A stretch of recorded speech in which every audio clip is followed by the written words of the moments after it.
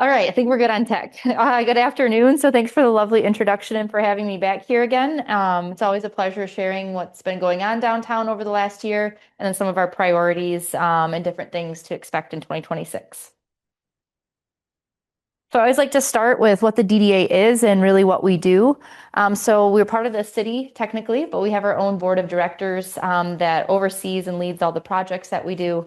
And our mission is to cultivate economic vitality in downtown Alpena by bringing people together to create a thriving community for businesses, residents, property owners, and visitors. And our vision is that downtown Alpena will be a year-round cultural destination in northern Michigan, blending historic charm with authenticity and unique waterfront experiences.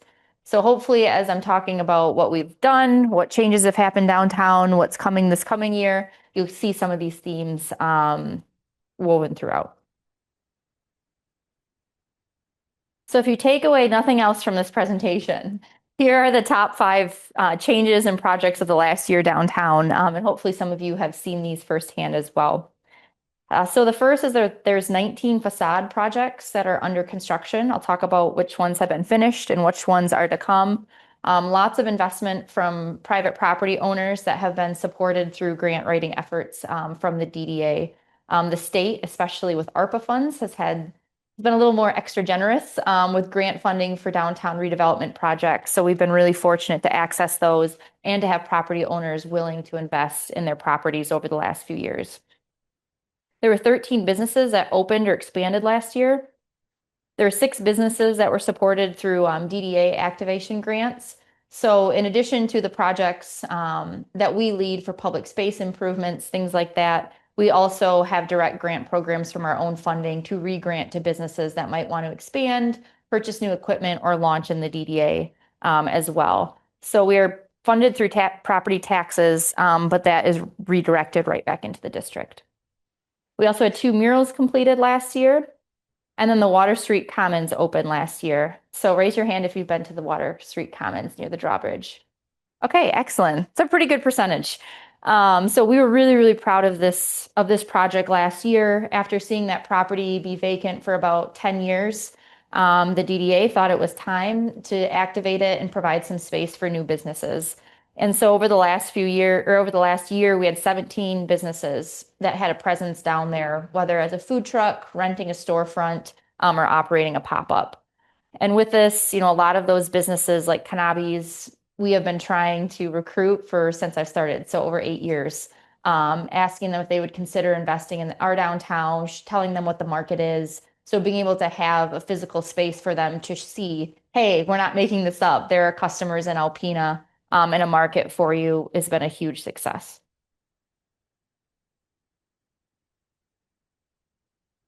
So the 13 new businesses that opened over the last few years, or over the last year. So Lulu Sweet Shop, 125 West Chisholm Street. This is right next to Rusty Petunias. They sell different candies, truffles, things like that. They open in the spring. Riverside Ice Cream and Sanctuary Dogs are both next to where the NOAA Visitor Center is along the river. They are both open seasonally, so you'll have to wait until the summer to go visit them.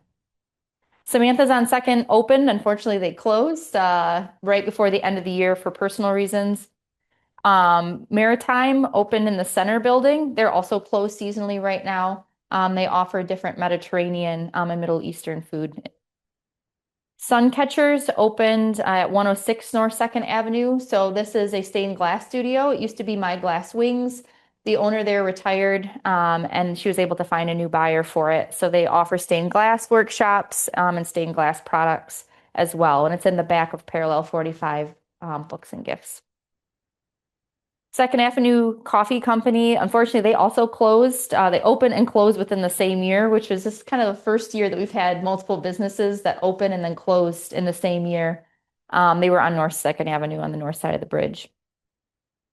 Rewildings is at 526 West Chisholm Street. So they are located like right by Dairy Queen and they offer all natural products. They have a small selection of like spices and teas, but also a lot of like home gifts and things that are all kind of natural based and good for the environment.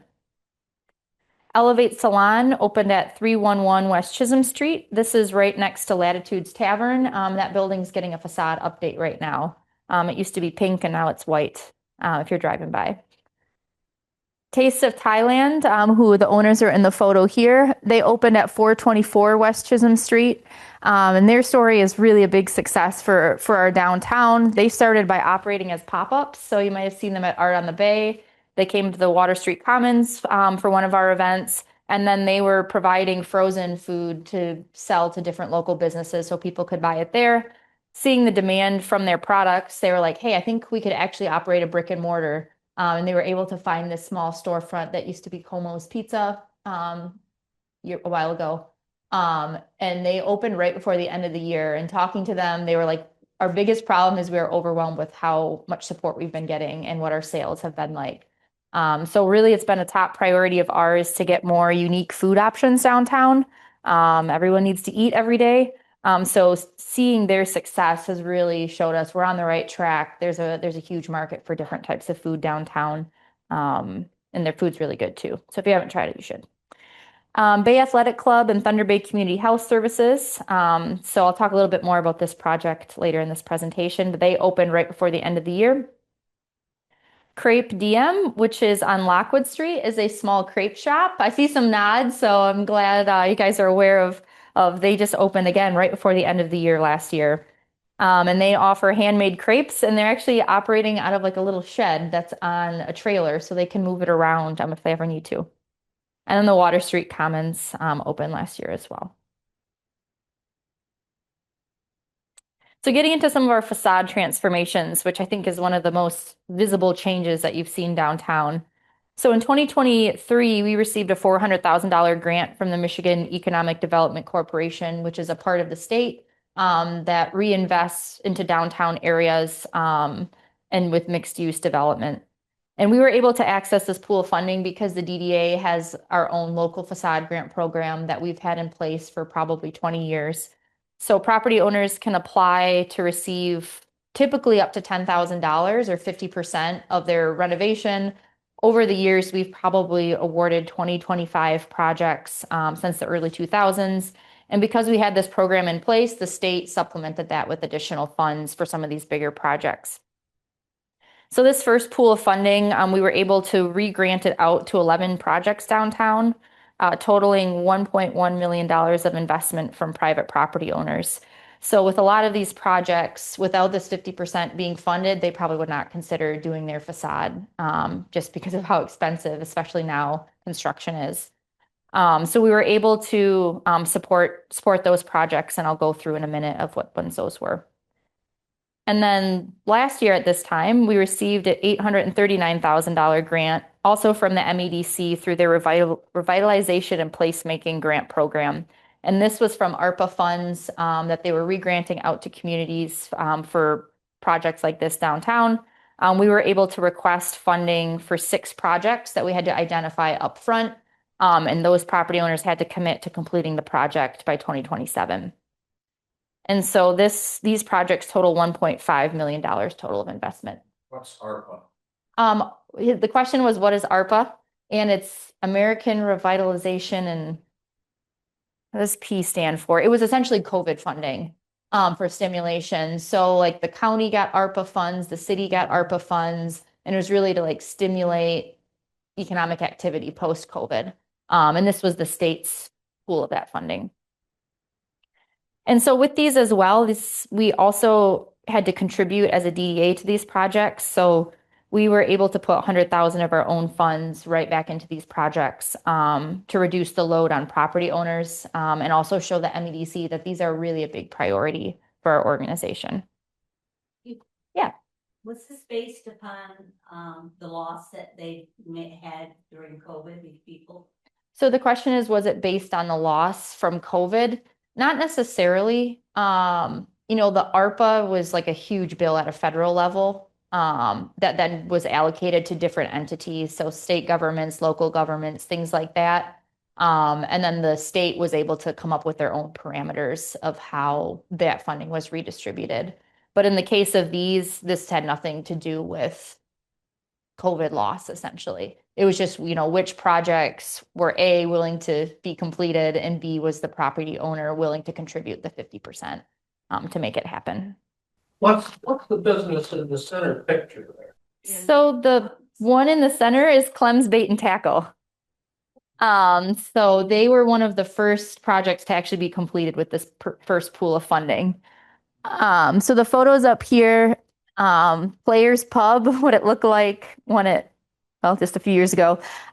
Clem's in the middle, and then this was like the 3rd Avenue side of where Boland's Jewelry is. So this is where Friendly Foodies is as it was under construction. And we were able to expand our boundaries for the DDA in 2023. And what was really cool about these grants is that they're pretty much 50-50 split between our old district and our new district. So we were really able to see within a year engaging these property owners of like, hey, because you're now part of the DDA, you can access these funds. And these property owners were willing to invest in their properties as well. So here's some of the projects that have been completed through these grants. I love a good before and after photo because when I walk downtown, sometimes I forget what things look like just a few years ago before these changes happened. So the top one is Players Pub. So this is in the expansion area. And then the photos to the right of it are what it looks like today. I think this is our 2nd largest grant and investment through these grant funds that we received. And then the second one, the Boland's Jewelry block. This was physically the biggest transformation. It used to be this like metal blue siding all around the building, and the owners wanted to restore the brick underneath, but it wasn't in good condition and it was inconsistent all along. So they installed this material on top, which actually looks like brick, but keeps it all watertight, so it protects what's underneath. And then this photo doesn't show it, but it wraps all the way around 3rd Avenue as well. So the top one, so the north side of 2nd Avenue across the bridge is also recently added to our boundaries. So this top photo I found on Google Maps from the last time Google took a drive through. So a few things have changed since then. This whole district has had a lot of reinvestment. There's only one building that hasn't sold or had a facade grant be part of it, which is really exciting because this is a historic part of our downtown. This was our original downtown, was the north side of the river. So this top photo was also before the city redid the street. And so because it was part of the DDA, we were able to work with the city to really match what that street looks like with the rest of the corridor. So these cool lamp posts that we love. We have decorations for holidays down there. There's curb and gutter now. And then all the utilities have been updated as well underneath the road. And so these 2 projects, Old Polish Corner, and then the building just two down, they're trying to make it a co-working space for people to rent office space by the day or by the week. And that transformation, I think, is one of the biggest ones from what it used to look like.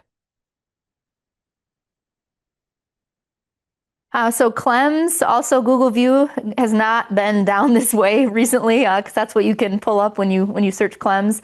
On the right is what it looks like today because of the facade renovations. And the owners there, if you haven't been in there recently, they've done a lot of interior work to expand their retail front. And they're working to make a restaurant and bar in there as well. So previously, they had really only used the front part of the building, but it's really a large building once you look at it. So they're trying to activate it and use the space to its full potential. And it has one of the best views of the river. So they really want to take advantage of that view where it is. And then on the bottom here is Alpena Agency. This is the 2nd biggest project that's been completed so far. So you can see what it looked like before and then what it looks like now. Bay Athletic Club and Thunder Bay Community Health Service. So this is the biggest private investment downtown of 2025.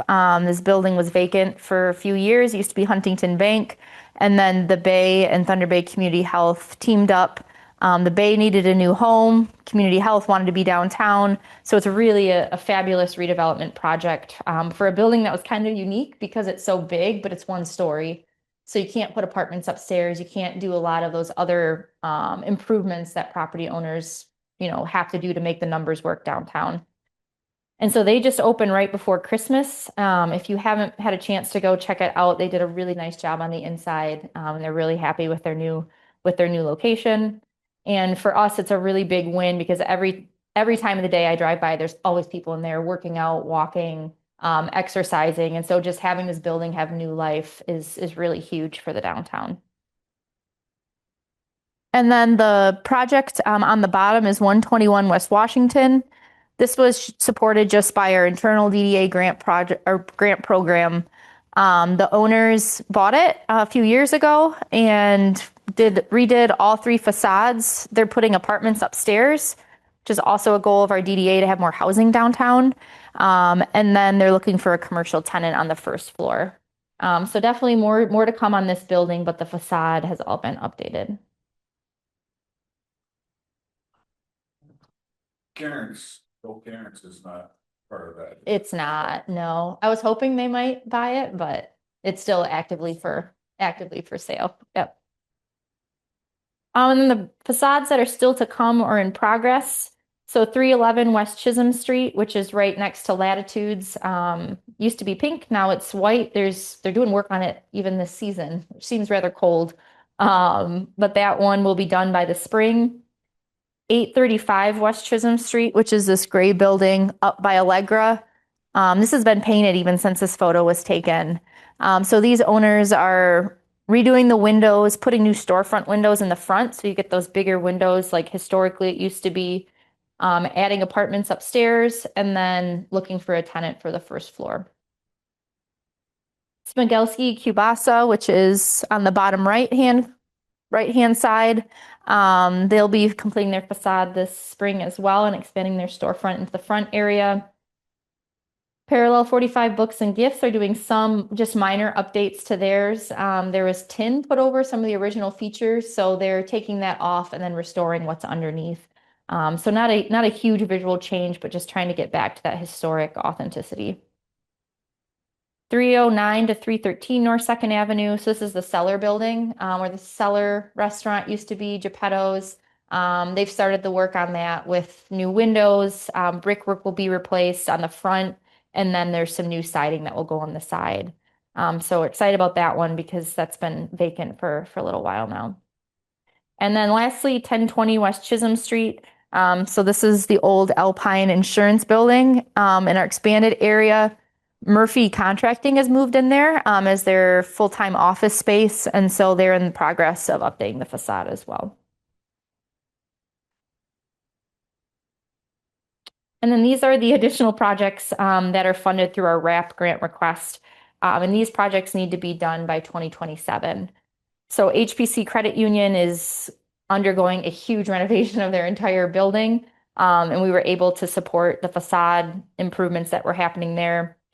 Emory Enterprises, these two buildings, Newman's and the one in the middle, are both across the street from each other on North 2nd Avenue by the old Polish corner.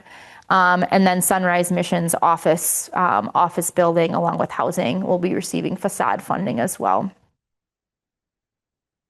So it's been really exciting about these projects is just how many there are when you total them up, but also just, except for HPC, these 4 projects would not consider doing facade improvements if the funding wasn't there to support them. So this money has really been a catalyst for them to invest into their buildings.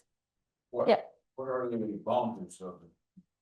So the boundaries of the DDA, they're roughly, I don't have a map in here. They're roughly from the Marina to 14th Avenue. So right by where the hospital is. And then all of the Thunder Bay River up to 9th. And then as far south as Lasting Expressions and like where the old Buick dealership used to be, and then North 2nd Avenue up to Salvation Army Church. So it's mostly just the historic core bound by residential areas.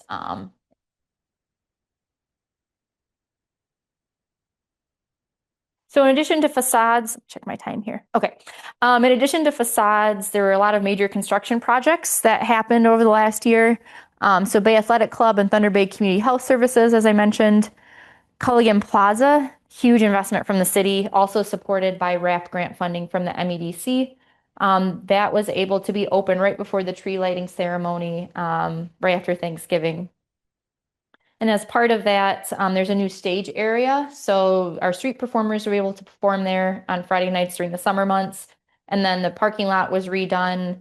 Here on Pines has also been a great partner to help with some of like the bioretention. So making sure that the plants that are planted are native and can accept rainwater, things like that.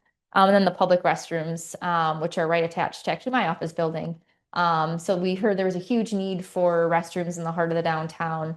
And the city was able to add those into the grant requests and willing to build them. So huge investment. I'm excited to see it during the summer months once they can get the water feature turned on.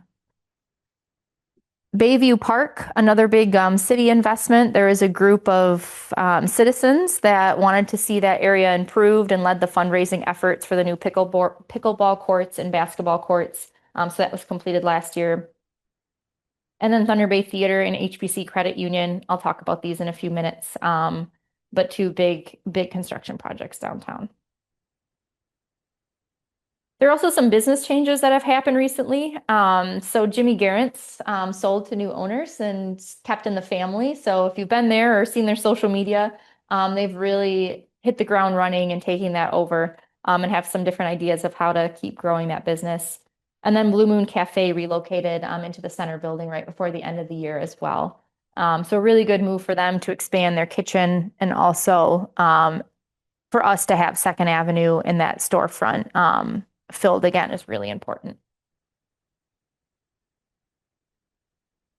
So over the last year, our downtown was also added onto the National Register of Historic Places. We're Wikipedia official now, which is pretty exciting.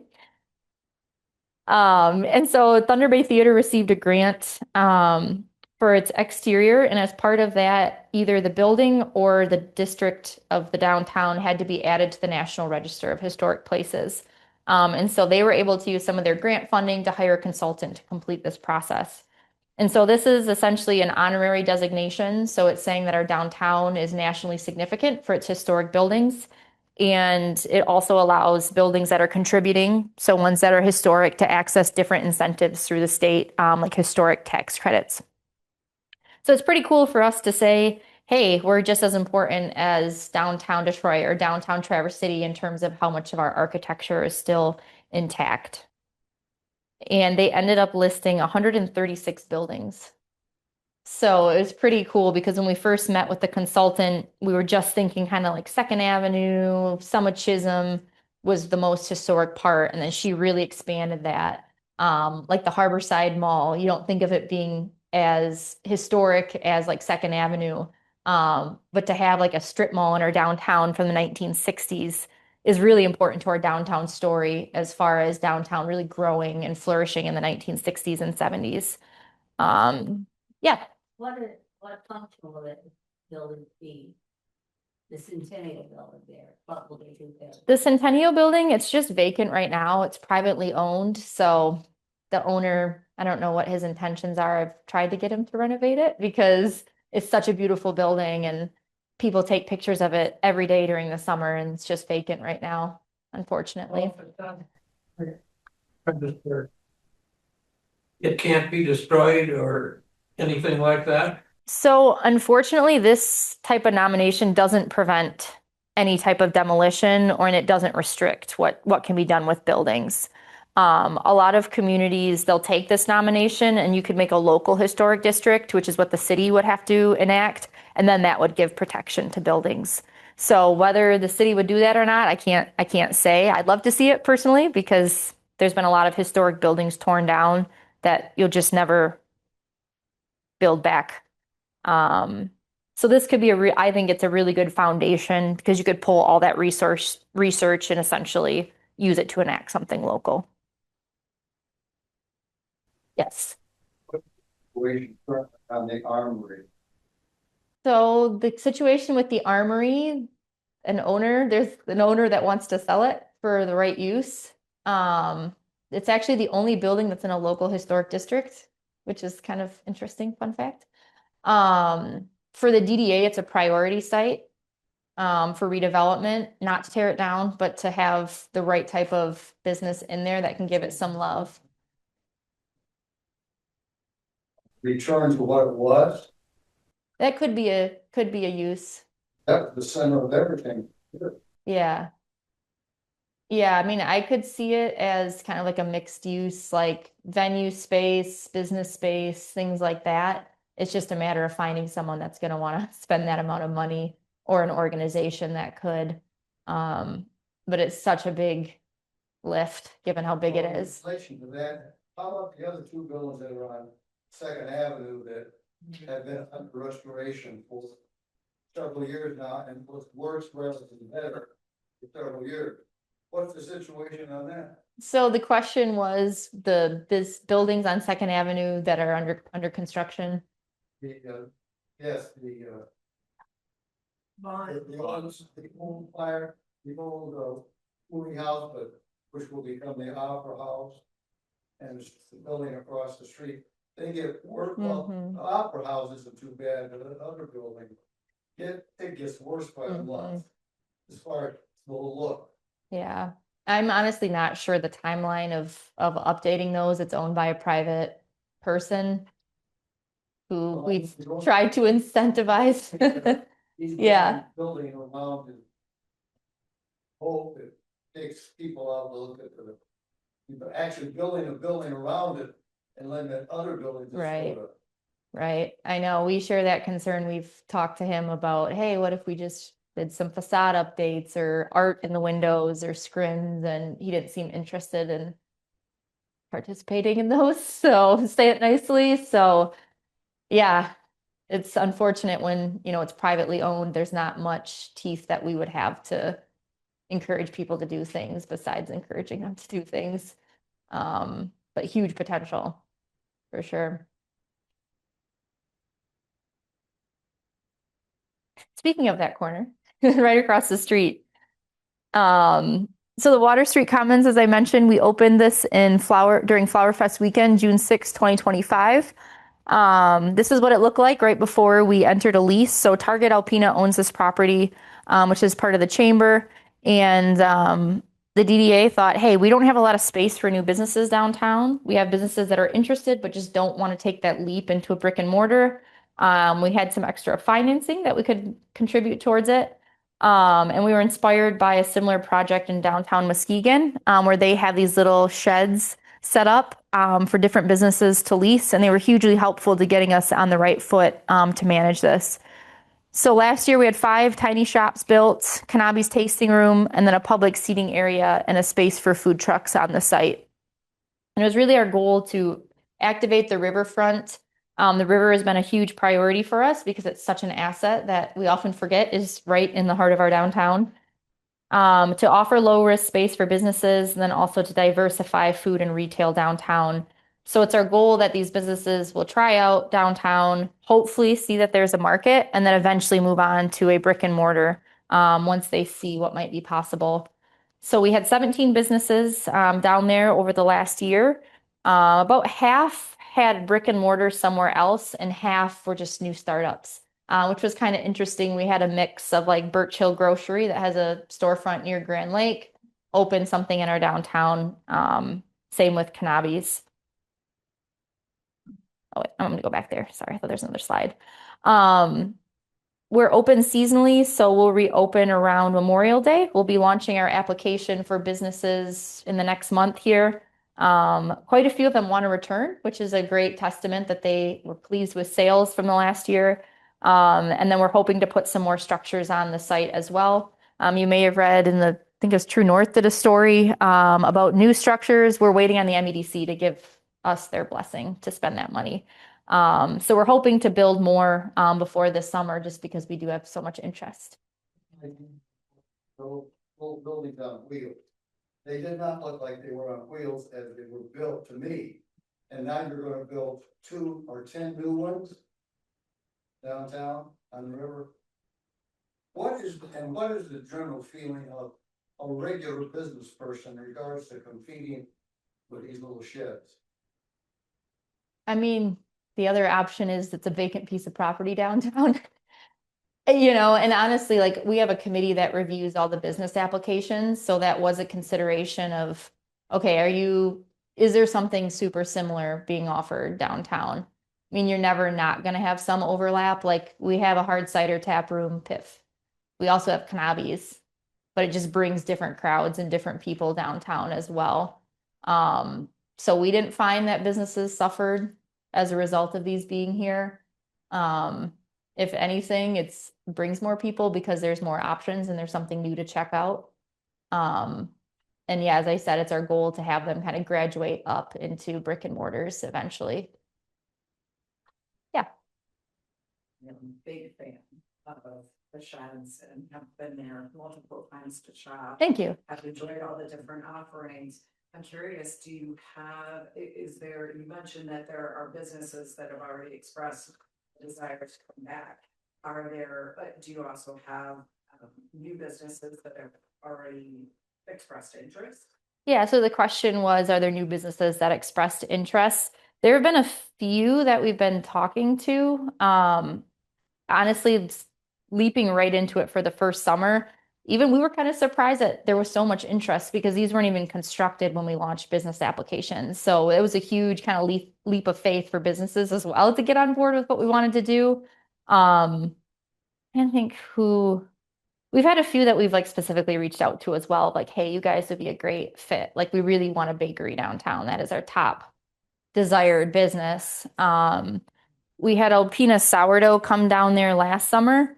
And the interesting part is they could not keep up with the demand. So they were overwhelmed. They're like, we just bake out of our house. We quadrupled how much we have to make every week, and we just can't do it as a home business. And so that's kind of like an interesting thing. Now we have this information for any baker of like, you have to be able to keep up to the demand. Like this is people like bread. People buy it every day. So it's our goal is to find someone else that would be willing to lease that spot. So yeah. All the baking going on off premises. Right. Right. And yeah, they were just doing it out of their house. So they were like, we're limited by our time and our equipment that we have. Which we were like, hey, this is part of it as well, is for us to understand what a demand there is. So then we can share that with future businesses too. Yeah. My sister and brother-in-law came for a visit and we just walked around and they're from a town in Wisconsin, about 50,000 people, and they were really impressed with what we've got going on. That's awesome to hear. That's awesome. Yeah. Yeah. What feedback do you get from the cruise line that stops you? They love Alpena. So the question was how the cruise lines, what they think about Alpena and downtown. I mean, from what I've heard, this is one of their favorite stops, which is like kind of not funny, but like they go to like Mackinac, they go to Detroit. So they really like coming down here. The walking tour for downtown, like there is a misconception that they spend a lot of money. They're usually just kind of walking around and they've spent their money on the boat. So it's like they often don't have a lot of time to shop, or they're just not in the mood to shop either, I guess.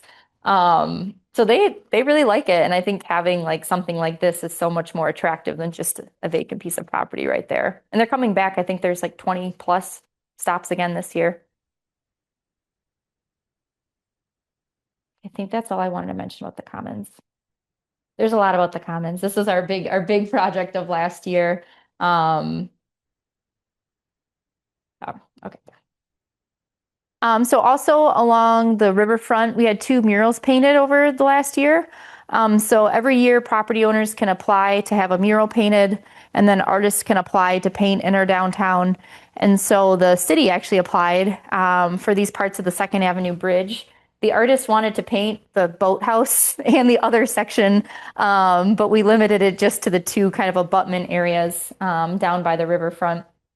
And so this was our first mural in partnership with the city, and the artist Molly Keene visited to paint this.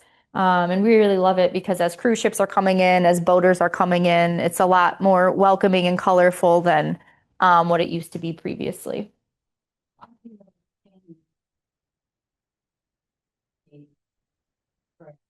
Yeah, so the question is how long can the murals last before they have to be repainted? It really depends on where it is and what kind of paint the artist used. So we had one, the first one we did in 2019 got repainted 2 years ago. But then we've also had some that are going to have a longer lifespan. So it really depends on where it is, how much sun it gets, and then what kind of paint the artist used.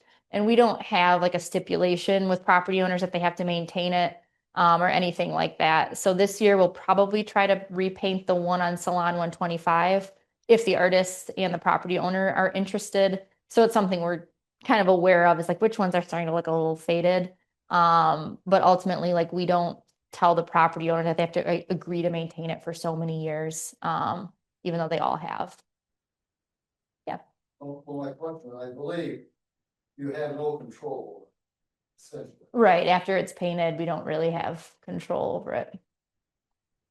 Have you found historically in other areas that use these things to be of benefit over the long haul like that? So the question was, do other communities see a benefit to having them like over the long haul when they don't control it? I think so. I mean, I guess I haven't looked at other communities. Well, some communities do have like a stipulation, like if we paint this, you have to keep it on your wall for 10 years. We don't do that just because someone's gonna have to pay to touch it up within 10 years. I think there's a balance, like people do get attached to the murals. So like when we painted over the one with the woman and the owl, people were mad because it was their favorite one. Other people didn't like that one, so they were happy it was painted over. And so it's it's just you're never going to please both sides of the coin, but it's our goal just to have these walls to look good, to stimulate interest, and to have art for as long as it can last for. Now, something like this will probably last a little bit longer just because it is a little more protected and it's not in the direct sun all day like some of the other locations are. And this one was our second one. It's a little hidden. So this building is right next to the Armory building. Thunder Bay Winery currently uses it to manufacture some of their wine. And this side faces the river. And then we were able to work with the artist and the property owner to just paint the whole building because it needed a little TLC. So the whole side of it, if you drive on Water Street, you can see it's just blue on that side, and then this side is right on the riverfront. And it's two loons, which he was inspired by the different birds that are in our area. Okay, so that was 2025. So what is coming in 2026? So a cause that's near and dear to my heart, Thunder Bay Theater will be reopening. So this has been a 6-year renovation after the John Lau fire in 2020.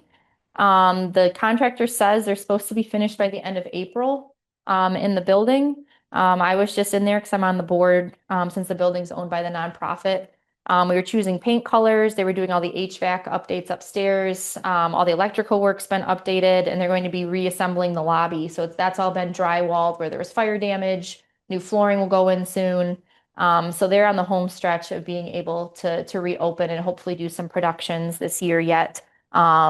Once they do some fundraising for reopening costs outside of the building. This has been a monstrous effort just because of the first fire and then the second fire that happened. To have to rebuild a warehouse space on the back delayed the timeline and added to the budget quite a bit. But this nonprofit was able to access funding through the MEDC, SHPO, and then Michigan Arts and Culture Council as well because they have a nonprofit status. Yes. In regards to the second floor of the building, is that for all the people that will be employed or the people who work there live? Yeah, yep. So the question is, will the second floor be used for apartments? So there were 6 apartments up there. 5 are being renovated and 1 is becoming like a common area. But the intent is to rent those or provide them to actors and actresses because that's a huge, yeah, because it's hard for them to find housing up here.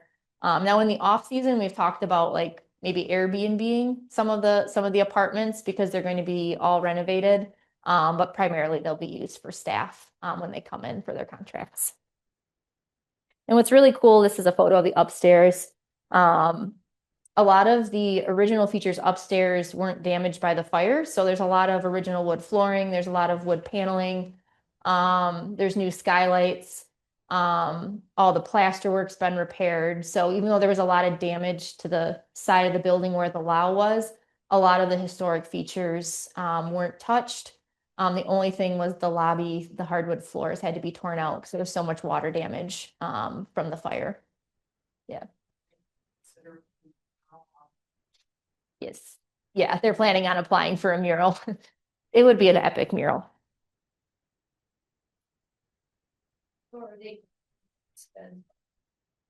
That's just gonna stay there.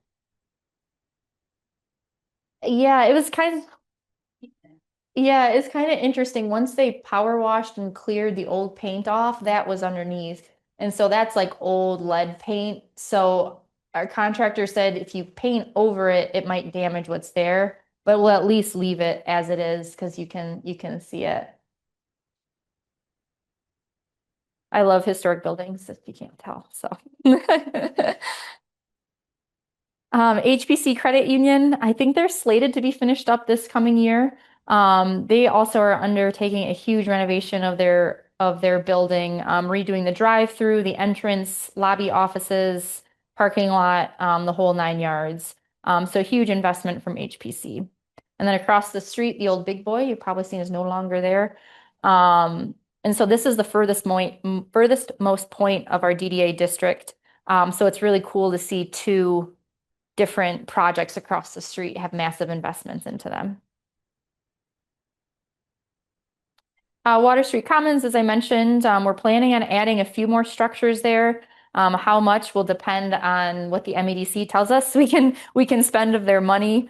But we'll be reopening on Memorial Day and hopefully adding a few more businesses there, as well as doing some more landscaping on the site and improving signage as well. So we worked really closely with the city to get this site prepared and to help us continue just making it look nice and inviting. So we're going to be doing some more of that this year as well. What would be the time of the lease? Somebody's going to rent one of those places. I mean, if it's this summer and in the fall, we only have get much business, wouldn't it? Yeah, so she asked what the timeline is for leases. So businesses can lease for summer, which is Memorial Day to Labor Day, fall, which is September and October, and then the holidays, which is Small Business Saturday, essentially through Christmas. And Christmas and the summer were the two big seasons. Fall was the one that businesses were like, man, I don't know if we'd probably just stay on for that period, but that's when it was actually slowest, was September, October. So Christmas, we had a lot of interest from that. And so we want to continue building that season because people like to shop for local gifts and things like that.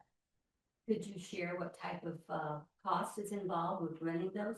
Yeah, yep. So the cost, so the summer last year, it was about 1,500, and that includes electric in there. Fall was 900, and then the holidays was 650. So we really try to balance keeping it affordable for a new business to not feel like they're risking a whole lot in case it doesn't pan out for them. But also, make a little bit of money to recoup some of our investment. So this year, I don't think we'll raise rent just because we want to keep businesses happy down there and have a full space.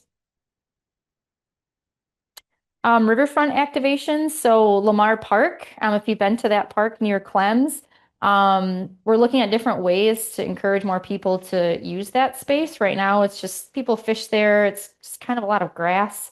And so we're working with the city on different ideas of what that might entail. Like we looked at a natural playground. If you've seen those before, they're like all made of wood. So that would help bring kids to that area.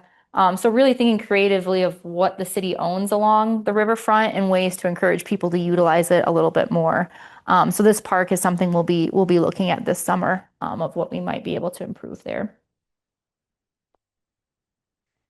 The DPI site. So this isn't technically in our downtown, but its future has a huge impact on our district because it is right there.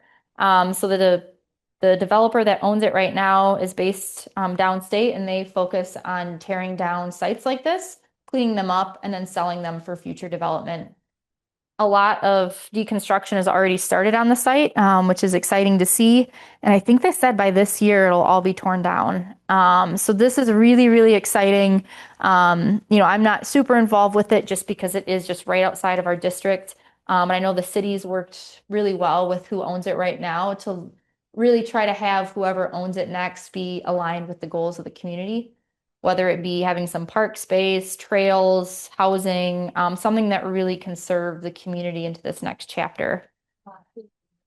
Senior living could be an option. Hmm. What impact of the pollution? Right, figure out. Yeah, right. Yeah. I'm not sure what the condition is. I'm sure there's some stuff there. But this company that owns it right now, they did something similar with what was the site? It was a paper mill in Muskegon. Sami, I think. And they had huge success. They cleaned it up and they got it ready and someone bought it that is going to build on it. So I have faith that, it's in really good hands right now, to be able to clean that up. So the Walkability Action Institute is another priority for this coming year. So last year, folks from MDOT reached out to us and said, hey, you guys have historically not accessed our funding to help make your community more walkable, to build trails, things like that. We're partnering with the CDC, which is the Center for Disease Control, to invite communities throughout Michigan to participate in this program to get you ready to submit a grant application to help make your community more walkable. And so we had to assemble a local team that was, interdisciplinary. So there's someone from the library, Huron Pines, the city's planning commission, and myself to participate through this. So we've been going to different trainings for the last year. And then we're getting technical assistance to really look at our whole downtown and assess traffic flow, how people walk through it, which intersections are a problem, and then write a grant to be able to implement some of these changes. So we're working with the city right now on when utilities need to be updated so that when streets are torn up, that we can rebuild them in the way to make it safer for people and encourage people to walk and bike more throughout the district. Could you give us a point of orientation? Yeah. Yep. So point of orientation. So this is a map. So we received some technical assistance from Tool Design, which is a firm that does engineering and civic design. And so they came and visited Alpena and took this whole map of, this is mostly the downtown, and marked it up as to where people are coming and where they're moving when they get into the city. And so right here, can you see my pointer? This is the Second Avenue Bridge. This is the Marina. This is Chisholm. And then Second Avenue is right here. And then like ACC, we're like way over here right now. I don't think that's moving. Could you all go over that more slowly? Yeah, can I move? I can't move. Okay. So this is Second Avenue Bridge. Like old Polish corners. This is all Second Avenue. Culligan Plaza is like right here. The marina is here. This is all Chisholm right here. Duck Park. Hospital would be like right here. And then as you're coming in on Washington, it's right here into our downtown area. So this is when they came, it was really interesting because they were like, your biggest opportunity is you have so much water as part of your city. And so really connecting like the marina to our downtown, because it's right here. And then these circle areas are where we identified as problem points. So if you've walked or drove downtown, State Avenue, Chisholm, First Avenue, I have to drive that every day. This area is kind of like Fourth and Fifth is kind of a key point. And then kind of here, once you get out towards the hospital is when traffic really speeds up a lot. They also looked at kind of key gateways, like when people enter into our downtown, and then they identified where different parks are. And then kind of like your main core commercial area here.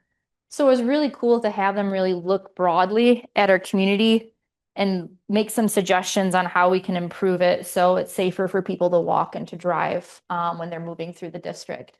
So we're in the really early stages of this. We don't have any designs finalized, but this year we'll be working with the city to really look at what might be possible. Yeah, they got it just right. I live on Washington, and to try to cross 3 feet to get to the lake. Yeah. Take the lake and- Yeah.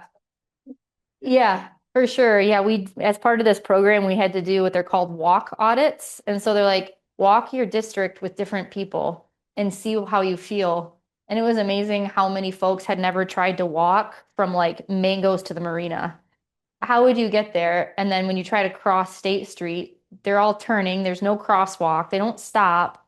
And it's like, yeah, no wonder boaters don't like to walk downtown because you can't really even cross that street safely. So it's been a really, really meaningful experience to go through this because something I'm really passionate about is when you walk in great spaces like downtown Traverse City, it's enjoyable. You don't notice it versus there's certain intersections here, like the Water Street Commons, that intersection to try to cross. The traffic's coming this way, it's coming that way, it's coming that way. And so they've really identified and looked at those areas. Like, Oh, yeah, I know. Yeah, in the library, that's why she's really involved because she's like my patrons every day complain about trying to cross safely and get to parking. So we're really excited. The city's been pretty supportive of this so far. And yeah, to coordinate it with all the utility work as well, is a priority. And a lot of this as well stemmed from, so the DDA expansion area. So we expanded, so this is the courthouse here on Chisholm. So we expanded from like here to here. And that area we knew didn't look great. Not just the buildings, but like the light posts are, a lot of them are broken. There's no functional sidewalks. And so it's really our goal to have these areas all feel cohesive. So when you're coming into town on that area, it looks taken care of. There's trees, there's usable sidewalks. And a lot of people bike and walk these areas. I see it every day in my office as well, just how many people, whether they can't drive or don't want to drive, a lot of people walk from apartments in the housing areas to, to save a lot, to the library, to things like that. And so really making it safer for people that do that as well.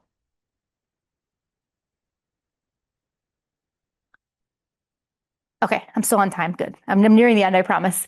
One of our other priorities for the last year is so we, through the DDA and then also with the United Way, have accessed grant funding to create an Alpena food co-op. So I don't know if anyone's ever been to like Oriana and Traverse City or like Marquette Food Co-op. So our goal is to create one of these locally. So it's a grocery store that's owned by community members, essentially, which allows for greater control of what's being sold there, a spot for local vendors to like actually have their products stocked. And also have the second grocery store in the city. So right now there's only one grocery store in the city limits, which is Save a Lot, which isn't ideal for freshness. And so this is really driving this is the coordination of like the DDA wants a grocery store downtown that's a little bit higher quality. And then also for people that are food insecure, to have different options of where they can access fresh food. So we've just started this effort. We're having a market study done to assess some potential sites and then engage with some technical help to allow us to create this.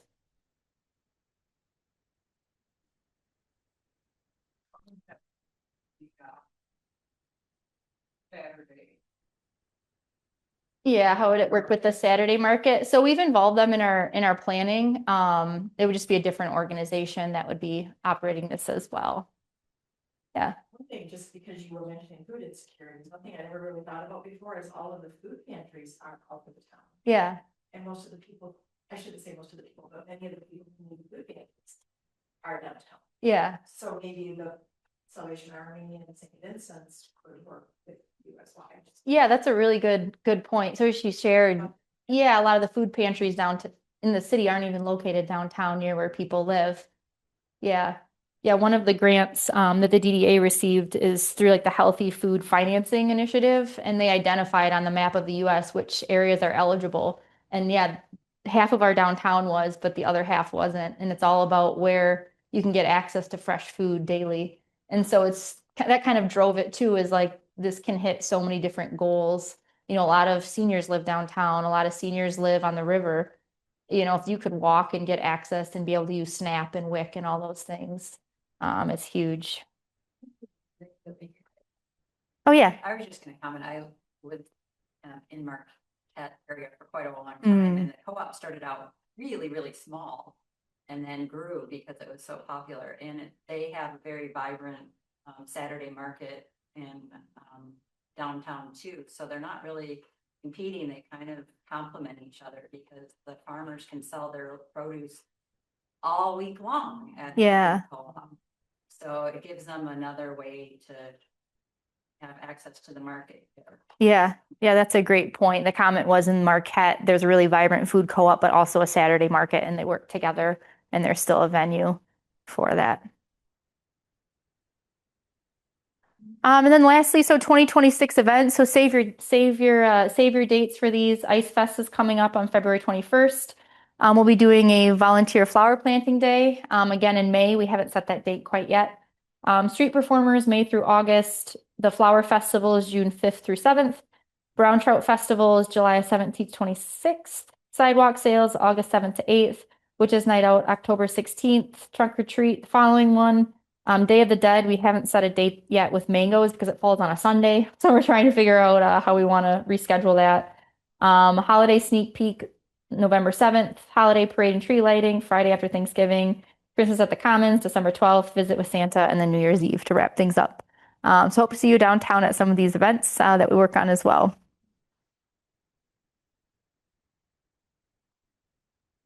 Yeah, this is our next big one that we work on.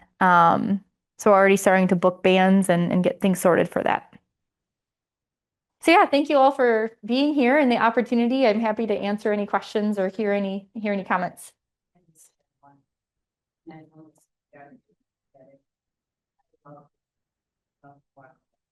Whatever the season, but right now, when I go. Mhm. And parking and finding a way to get this. Mhm. Yeah. I only have that cooperation from all of the merchants and they have money. Mhm. They clear that, but it's really a difficult. Yeah, and this And I just winter, feel like it's not safe for them. yeah. Yeah. I miss it. It's so fun. Right. Yeah, and this winter has been really extra snowy too. Yeah, the city came through and they will remove snowbanks when they get time, but it's been, I think, since the holidays because it just keeps accumulating up and up. Mm-mm. No. Right. Right. Well, Yeah. us in the ordinance say that the business is responsible for or the property owner is responsible for that section. They are. Yeah. Yeah, and the biggest issue is where do they put it? You know, even our office, it gets piled up between the streets. And when you open your door, you can't get out of there. Oh, geez, that's probably taller than me. Have you anything to do with, I heard on TV that we're, military, it's gonna be a big. It's Drones. the drones are gonna Oh. be coming and it's going to be, I think it sounds like it's gonna be quite large for the community of Alpena. If they start, they're gonna build those drones here, does anyone know? I don't know. I haven't heard that. Yeah, about the drones. Yeah, see here. Okay. Okay. So I don't know how much. Okay. Interesting. I just wondered, if that might affect what you do. Right. Interesting. Yeah. I'll have to ask the chamber because I know they work more closely with the base. Okay. Yeah. Chosen, have one of the pieces in Michigan. Hmm. Yeah. Okay, so probably it's just one people. Yeah. Yeah. Interesting. I moved here in '85 and it was a dead downtown and it's really turned around. And people have a lot to do with it and a lot of people have a lot to do with it. Hmm. Thank you. I Yeah. really appreciate that. Pleasure to walk around. Yeah. Take people there. Thank you. Yeah, when I work in it every day, I'm often like, things aren't changing fast enough because you're always thinking about the projects that haven't happened. But then it's like, putting this together, it's like, yeah, a lot of things have changed. And Slowly. Hmm. Well, it was. Yeah. But everybody was just. It was sad. yeah, and we have a lot of interest in our downtown, even people that reach out that want to invest. It's just finding them off in the right spot is a hurdle. And we were just chatting before, it's like our relationship with the city has never been stronger too. So a lot of these programs, it's with their participation and support that's been able to kind of move that needle further. Music area downtown where we have all the little buildings. It seems like maybe if you could get different musicians to, entertain, Yeah. Yeah. Yeah, that's our plan for this summer is to have the Friday night performers down there. Yeah, at the Water Street Commons. Yeah.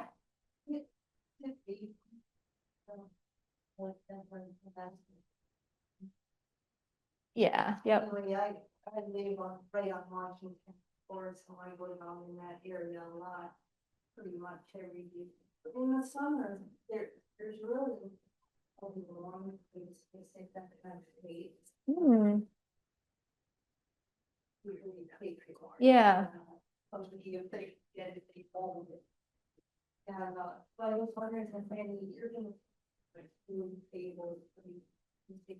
Yeah, I think, I'll ask the city. So the question was about Bayview, by putting picnic tables and more shade down there. Yeah, that's a good perspective. Yes. Right. Yeah, I don't blame them. Yeah, when we were doing our walk audits to look at like how is it to walk and drive downtown when I took a lot of my board members and city leaders and we walked beyond Fifth on Chisholm, they're like, there's not a single tree. And it was the hottest day of the year. I was like, I promise I didn't choose this day to make a point, but sometimes you don't notice it until you use it. And it's like, where would you sit? Where would you cool off here? So yeah, I'll have to check on that and see what they're planning. Yeah, no problem. Yeah, thank you guys so much. You're a great audience and see you downtown.